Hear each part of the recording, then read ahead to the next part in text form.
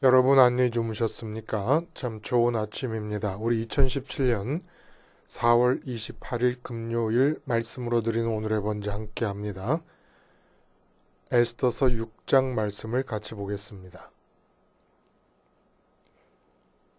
좀 깁니다마는 내용이 재밌어요. 1절부터 9절까지 같이 읽겠습니다. 시작. 그날 밤에 왕이 잠이 오지 아니하므로 명령하여 역대일기를 가져다가 자기 앞에서 읽히더니 그 속에 기록하기를 문을 지키던 왕의 두 넷이 빅다나와 데레스가 아하수에로 왕을 암살하려는 음모를 모르드게가 고발하였다 하였는지라. 왕이 이르되 이 일에 대하여 무슨 존귀와 관작을 모르드게에게 베풀었느냐 하니 측근 신하들이 대답하되 아무것도 베풀지 아니하였나이다 하니라. 왕이 이르되 누가 뜰에 있느냐 하매 마침 하만이 자기가 세운 나무에 모르드게 달기를 왕께 구하고자 하여 왕국 바깥뜰에 이른지라. 측근 신하들이 아뢰되 하만이 뜰에 섰나이다 하니 왕이 이르되 들어오게 하라 하니 하만이 들어오거늘 왕이 묻되 왕이 존귀하게 하기를 원하는 사람에게 어떻게 하여야 하겠느냐. 하만이 심중에 이르되 왕이 존귀하게 하기를 원하는 자는 나 외에 누구리요 하고 왕께 아뢰되 왕께서 사람을 존귀하게 하시려면 왕께서 입으시는 왕복과 왕께서 타시는 말과 그 머리에 쓰시는 왕관을 가져다가 그 왕복과 말을 왕의 신하 중 가장 존귀한 자의 손에 맡겨서 왕이 존귀하게 하시기를 원하시는 사람에게 옷을 입히고 말을 태워서 성중 거리로 다니며 그 앞에서 반포하여 이르기를 왕이 존귀하게 하기를 원하시는 사람에게는 이같이 할 것이라 하게 하소서 하니라.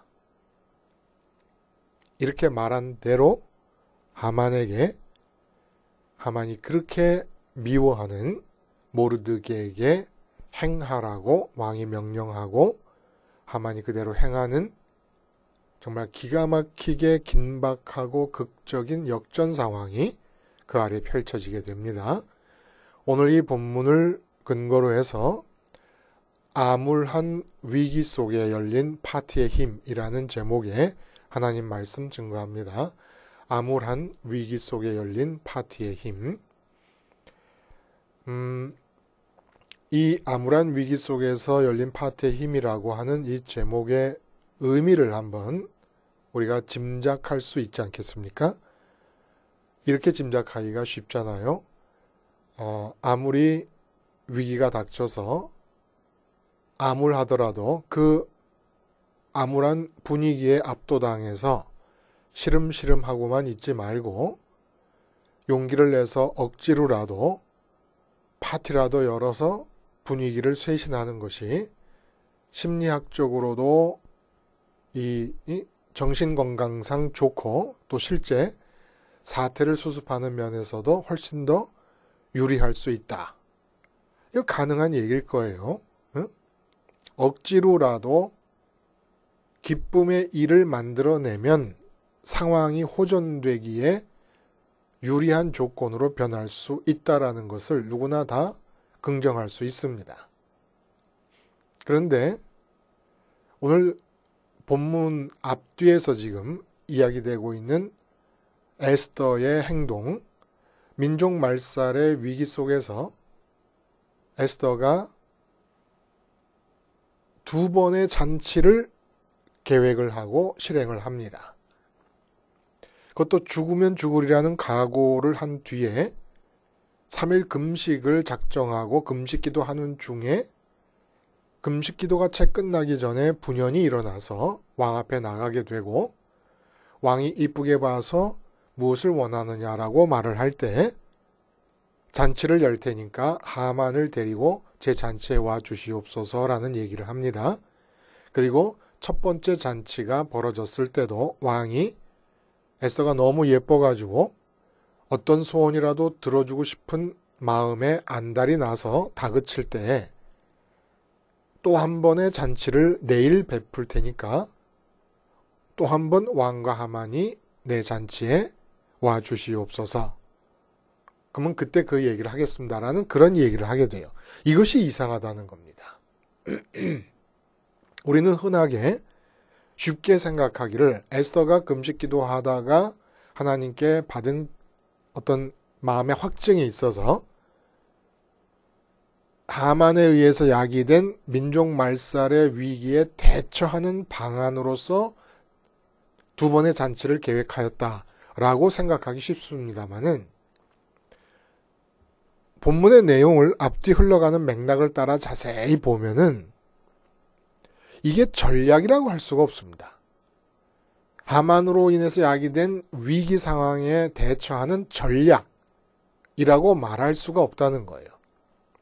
특별히 이 잔치를 열므로써 위기에 대처하는 입장에서 눈에 띌 만한 어떤 유리한 입장을 확보했다고 할 수 있는 게 아무것도 없습니다.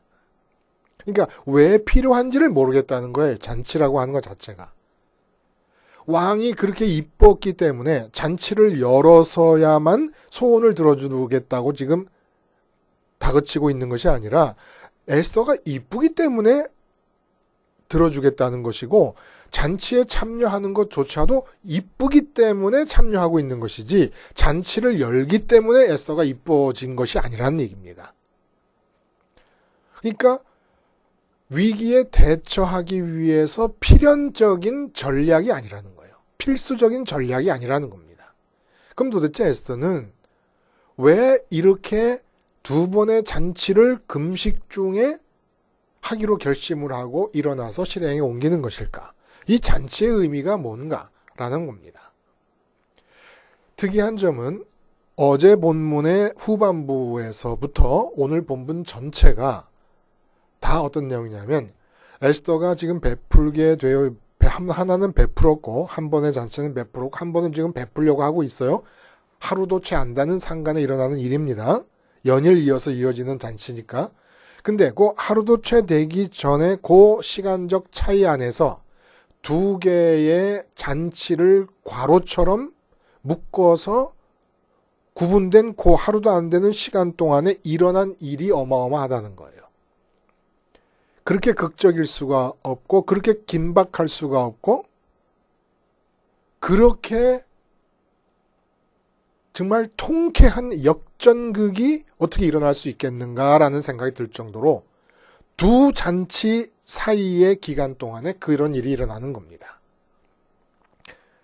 지금 오늘 본문은 한 번의 잔치가 열려서 내일 열 잔치에 참여하기로 왕이 이제 에스더에게 약정을 하고 하만과 함께 참여하기로 약속을 하고 다음 잔치가 열리기 전까지의 기간에서 일어난 일들을 기록하고 있습니다.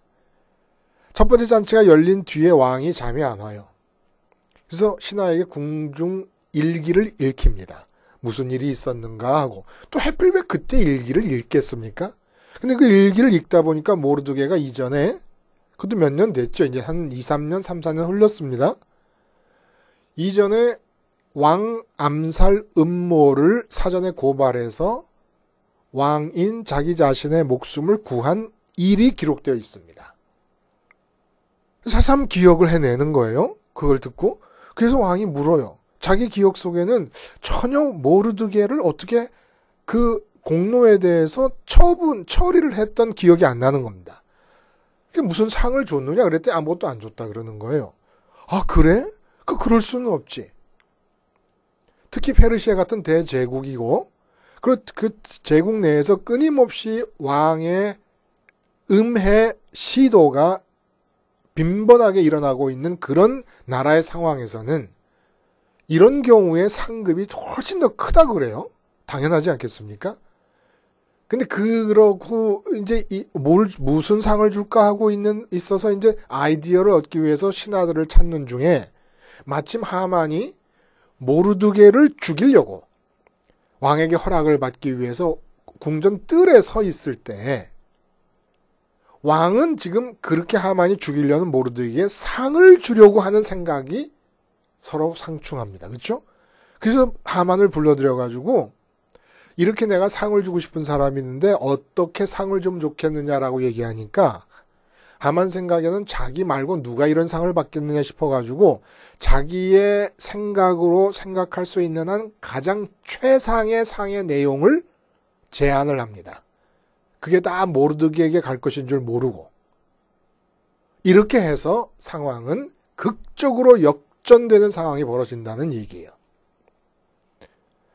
그런데 이 이야기가 오늘 본문의 맨 끝에 보면은 이렇게 역전된 상황이 돼서 이제 하만에게 멸망의 그림자가 드리우고 있는 이 상황에서 약정되어졌던 에스더가 베푼 두 번째 연회에 끌려가듯이 참여하게 됐다는 얘기로 오늘 본문이 끝나고 있습니다.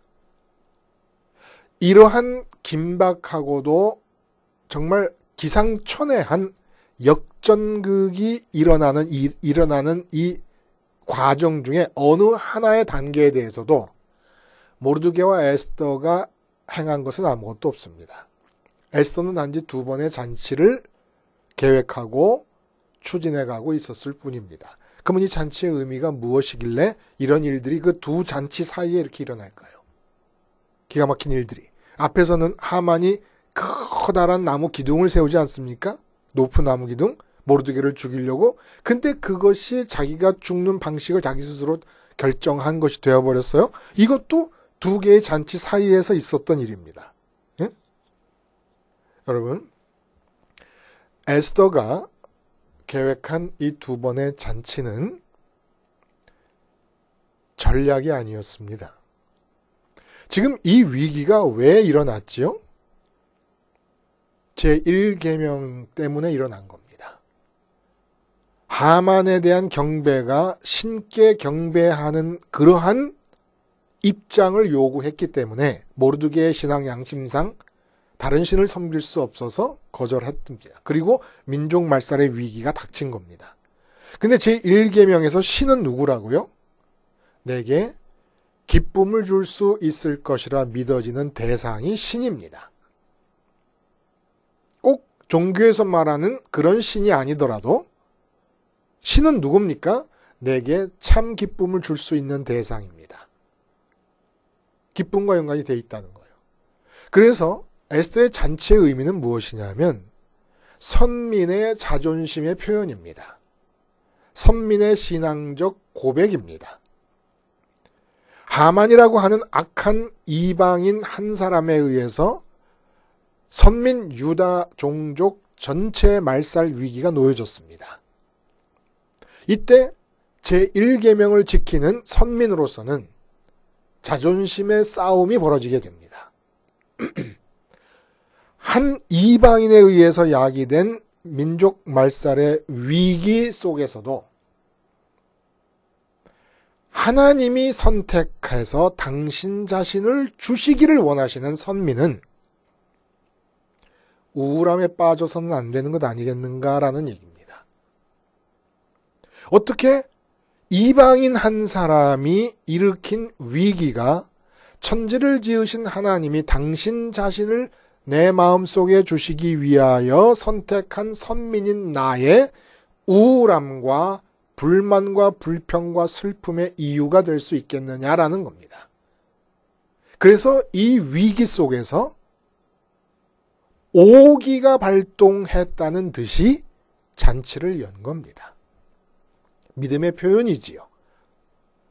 어찌 하만이란 한 사람으로 인한 위기가 하나님으로 인한 내 마음의 기쁨을 짓누를 수가 있겠는가?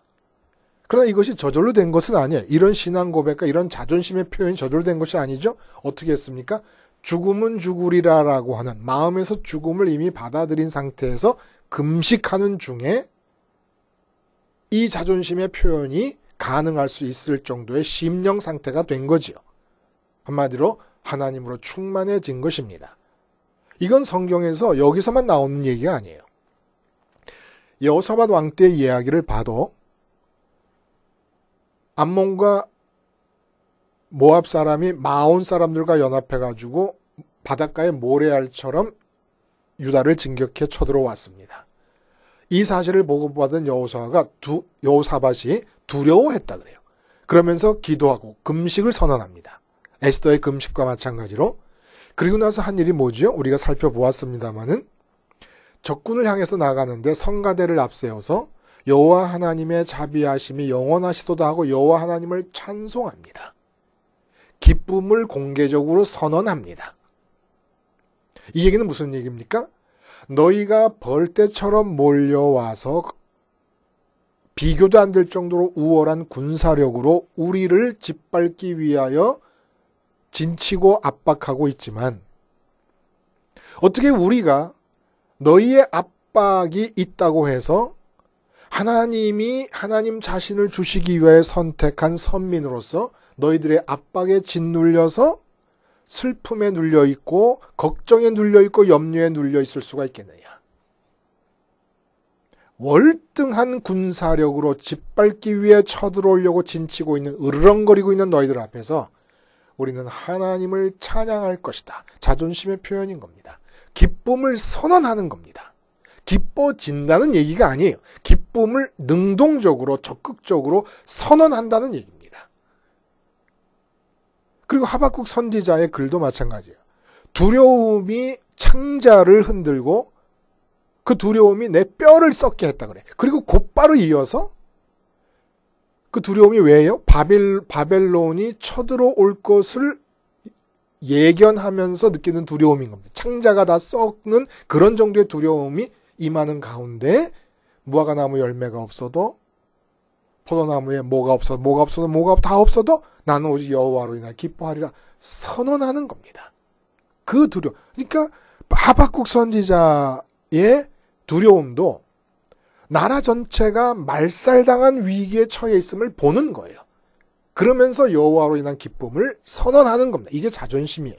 자존심의 표현이고 신앙 고백입니다. 그리고 어떻게 됩니까? 이러한 선민으로서의 자존심의 표현으로서 두 번의 파티를 계획하고 진행하는 동안 첫 번째와 두 번째 파티 하루도 채 못 되는 기간 동안에 왕에게 권세를 위임받고 온 나라를 지배하듯이 떵떵거리던 하만의 위세가 하루도 못 돼서 바닥으로 내동댕이 쳐지는 역사가 일어나게 됩니다. 그리고 이 역사에 에스더와 모르드게는 어느 한 단계의 어느 한 부분도 직접 참여해서 행하는 것이 없게 되어버립니다. 다 하나님의 역사로 일어나게 된다는 거예요. 칭찬은 고래도 춤추게 한다라고 하는 제목의 책이 있었어요. 우리 삶에서 하나님이 역사하시게 되는 포인트는 어떻게 준비가 될 수 있습니까? 어느 시점부터 하나님이 역사하시기 시작하십니까? 이 세상에서 끊임없이 우리의 마음을 짓밟고 우리 마음의 걱정과 근심과 염려와 우울함을 가져다주는 사건들이 시시각각 우리에게 다가옵니다. 이때 선민으로서 자존심을 표현하는 거예요. 에스더가 이 위기 속에서 정말 너무 생뚱맞지 않습니까? 민족 말살의 위기 속에서 웬 잔치를 베푼다는 겁니까? 속 없는 여자처럼. 이게 자존심의 표현이었다는 거예요. 그런 것처럼 우리의 자존심을 표현해야 됩니다. 돈 문제가 생겼다. 그러면 선언하는 거예요. 돈아, 어찌 네가 나를 걱정과 근심의 구렁텅이로 빠뜨릴 수가 있단 말이냐. 나로 말할 것 같으면 천지를 지으신 하나님께서 나의 기쁨의 근원이 되시기 위하여 내 마음속으로 당신 자신을 주시기로 작정하시고 선택한 사람인데 어떻게 하나님이 지으신 피조물 중에 극히 작은 하나일 뿐인 돈, 네가 나에게 걱정을 가져다 줄 수 있다는 말이야. 자식이 문제가 생기면 자식의 문제가 생겼다고 해도 천지를 창조하신 하나님이 당신 자신을 나에게 주시기로 작정하셔서 선택한 내 마음에 어떻게 기쁨을 주길 수가 있고 우울함으로 채울 수가 있겠느냐. 이 자존심의 표현이 나와야 된다는 겁니다. 그러면 하나님께서 오늘 본문에 단 하루 사이에 페르시아를 지배하다시피 하던 총리 자리에서의 하만을 바닥으로 내치고 말살되기 직전에 놓였던 그 말살될 민족의 대표자인 모르드게가 하만의 자리를 위로 올라서게 되는 대역전극이 하루 만에 일어나는 겁니다. 놀랍지 않습니까, 여러분? 여호사밧 왕 때도 그렇게 선민의 자존심을 회복하게 되자, 그래서 하나님으로 인한 평강과 기쁨을 선언하자 그 바다에 모래알같이 모였던 군대들이 자기들을 스스로 싸워서 다 멸망해버리고 맙니다. 기쁨은 수동적인 기쁨이 있고 능동적인 기쁨이 있다고 철학자 스피노자가 말합니다. 이 스피노자는 어떤 기쁨과 연관돼서 어떤 의미가 있는 철학자냐면 기쁨이라는 것을 가장 먼저 적극적으로 사유한 철학자입니다. 이 사람이 능동적 기쁨과 수동적 기쁨이라는 얘기를 하는 거예요. 수동적 기쁨은 뭐냐? 우리가 이렇게 우리나라 선수가 축구하는 경기를 보고 있다가 골 넣으면 막 기쁘고 좋아하잖아요. 이런 게 수동적인 기쁨입니다. 외부로부터 주어져서 내 마음에 기쁨을 일으키는 것들, 일으키는 상황들. 근데 능동적인 기쁨이라는 건 어떤 거냐? 이성에 기반을 둔 기쁨이라는 거예요. 내 욕망이 어디로 향하는가를 잘 보고 이성적으로 판단을 해서 잘못된 욕망을 판단해서 그치고 올바른 욕망으로 길을 터주는 것. 이것이 참 능동적 기쁨의 근거다. 이렇게 말했습니다. 그러나 이성에 근거된 능동적 기쁨이 가능하겠느냐라는 것에 대해서는 신앙적으로 볼 때 무척 회의적이에요. 그럼에도 불구하고 수동적 기쁨과 능동적 기쁨이라는 개념을 만들어냈다는 데 대해서는 공로를 인정해 줄 수 있습니다. 여러분, 우리는 기뻐지는 일이 주어져야 기뻐하는 사람들이 아닙니다.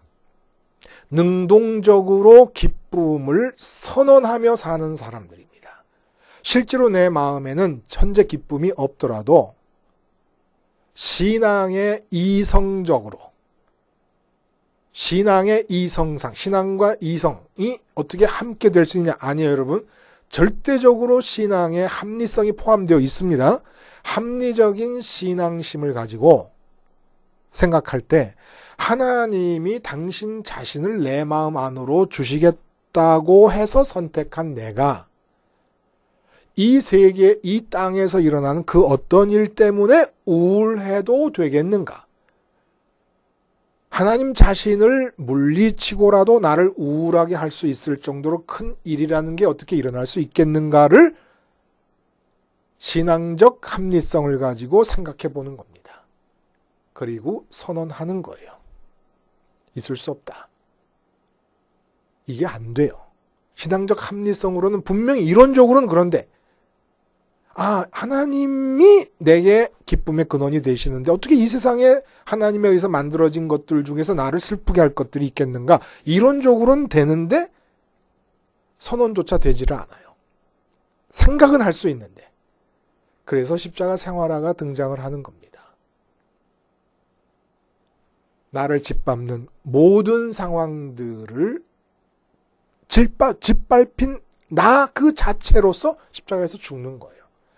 내 안에서 세상이 들어와 갖고 나를 괴롭힌다고 세상을 빼내려고 하지 말고 세상이 들어와 있는 나 자체를 통째로 주님의 십자가에서 함께 죽는 겁니다.